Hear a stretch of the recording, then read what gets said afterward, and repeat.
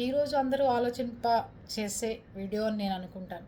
ఎందుకు అంటే, కొడుక్కు పెళ్లి చేయటానికి ఒక ఇంటి దగ్గర నుంచి ఆడపిల్లని తెచ్చుకుంటాం. అత్తగారి పాత్రలో ఉన్న ఆవిడ ఒక ఇంటి దగ్గర నుంచి ఆడపిల్లగా ఒక ఇంటికి కోడలుగా వస్తుంది.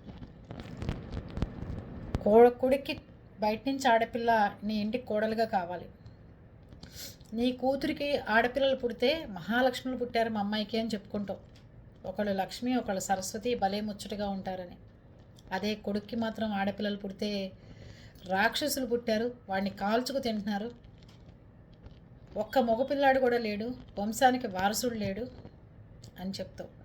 అదే అల్లుళ్ళతో అయితే, బాబు ఇంటికి లక్ష్మీదేవులు బాబు, ఇంటికి ఆడపిల్లలు ఉంటే ఎంత, మీకు ఒక ముద్దన్నం వంటి పెట్టేది ఆడపిల్లలే అని చెప్పి అక్కడ అల్లుడిని కాకాపడతారు.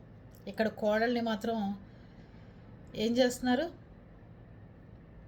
ఇలాంటి ఆడపిల్లల్ని కానీ నా కొడుకు పాలట వేశారు, శాపగస్తులు అయితేనే కొడుక్కి ఆడపిల్లలు పుట్టినట్టుగా ట్రీట్మెంట్ చేస్తున్నారు అత్తగారులు.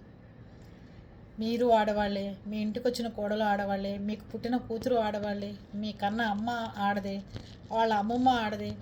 ఆడది లేనిదే మగవాడు లేడు, అది గుర్తుపెట్టుకోండి. ఫస్ట్ ఇంటికి ఆడవాళ్ళు ఎంత ఇంపార్టెంట్ అనేది ఎప్పుడైతే గ్రహిస్తారో అప్పుడు జీవితాలు బాగుంటాయి. అత్తగారులు కూడా మారాలి. ఎప్పుడైతే కొడుకుని ఒక రకంగా, ఆడపిల్లల్ని కూతురు ఆడపిల్లల్ని ఒక రకంగా చూస్తారో డాక్టర్ దగ్గర ట్రీట్మెంట్ ఇప్పించాల్సిన పరిస్థితి. ఏం చేస్తాను చెప్పండి.